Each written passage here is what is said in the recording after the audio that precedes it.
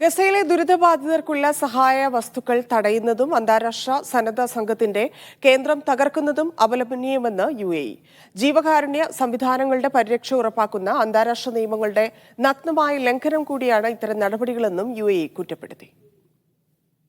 അധിനിവിഷ്ട ജെറൂസലമിലെ യുനർവ കേന്ദ്രത്തിനും ജോർദാനിൽ നിന്നും ഗസയിലേക്ക് അയച്ച സഹായ ട്രക്കുകൾക്കു നേരെ നടന്ന ആക്രമണങ്ങളുടെ പശ്ചാത്തലത്തിലാണ് UAEയുടെ പ്രതികരണം. ജൂത കുടിയേറ്റക്കാരാണ് ജോർദാൻ സഹായ ട്രക്കുകൾക്ക് നേരെ ഇസ്രായേലിൽ ആക്രമണം നടത്തിയത്. അധിനിവിഷ്ട ജെറൂസലമിൽ പ്രവർത്തിച്ചു വന്ന യുനർവയുടെ ആസ്ഥാന കേന്ദ്രത്തിന് നേരെ നടന്ന ആക്രമണം അന്താരാഷ്ട്ര നിയമങ്ങളുടെ നഗ്നമായ ലംഘനം കൂടിയാണ്.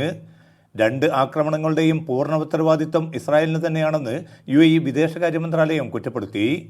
ഉടനടി സ്വതന്ത്രവും സുതാര്യവുമായ അന്വേഷണം നടക്കണം. അന്താരാഷ്ട്ര ചട്ടങ്ങളെ ലംഘിച്ചുകൊണ്ടുള്ള ഇത്തരം നീക്കങ്ങൾ സ്വീകരിച്ചവർക്കെതിരെ നിയമപരമായ നടപടികൾ കൈക്കൊള്ളുകയും വേണം, UAE പ്രസ്താവനയിൽ ചൂണ്ടിക്കാട്ടി. നീണ്ടകാലമായി തുടരുന്ന യുദ്ധത്തിന്റെ ഇരകളായി മാറിയ സാധാരണക്കാർക്ക് സാന്ത്വനം പകരാനുള്ള നീക്കങ്ങളാണ് യുനർവയും മറ്റും ഏറ്റെടുത്തിരിക്കുന്നത്. ദുരിതബാധിതരുടെ കണ്ണീരൊപ്പാൻ ജോർദാൻ നടത്തുന്ന സഹായ വിതരണം തടഞ്ഞതും ഗുരുതര കുറ്റകൃത്യം തന്നെയാണെന്നും UAE വിലയിരുത്തി. ഗസയിൽ അടിയന്തര വെടിനിർത്തൽ അനിവാര്യമാണെന്നും സാധാരണക്കാരെയും സന്നദ്ധ സംഘടനകളെയും സിവിലിയൻ കേന്ദ്രങ്ങളെയും ലക്ഷ്യം വെച്ചുകൊണ്ടുള്ള നടപടികളിൽ നിന്ന് ഇസ്രായേൽ പിന്മാറണമെന്നും UAE ആവശ്യപ്പെട്ടു.